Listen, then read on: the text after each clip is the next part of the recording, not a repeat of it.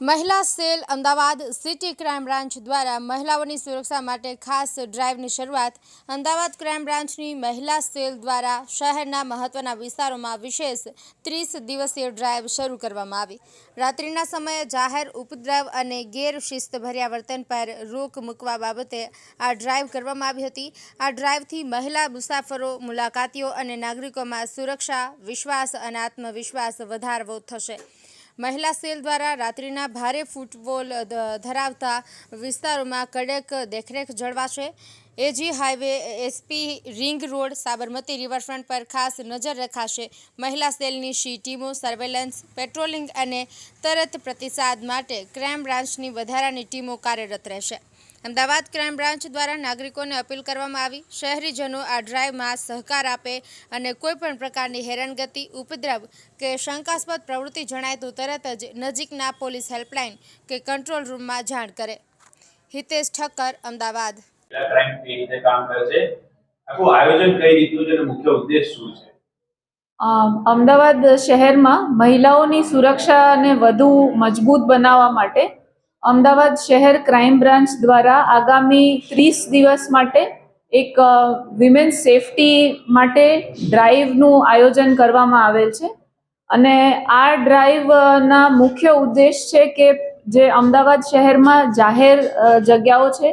જે બધી public places છે જ્યાં લોકોની અવરજવર વધારે હોય છે, ટ્રાફિક વધારે હોય છે, માર્કેટ પ્લેસીસ, પબ્લિક ટ્રાન્સપોર્ટ અને જ્યાં રાત્રિના સમયમાં, સાંજના સમયમાં જ્યાં મહિલાઓની અવરજવર પણ વધારે હોતી હોય છે, વધારે ક્રાઉડેડ એરિયાઝ હોય છે, આ તમામ એરિયાઝમાં અમે આ ડ્રાઈવનું આયોજન કરવામાં આવે છે। આ ડ્રાઈવનો મુખ્ય ઉદ્દેશ્ય એ છે કે જાહેરમાં ગેરશિસ્તનું વર્તન,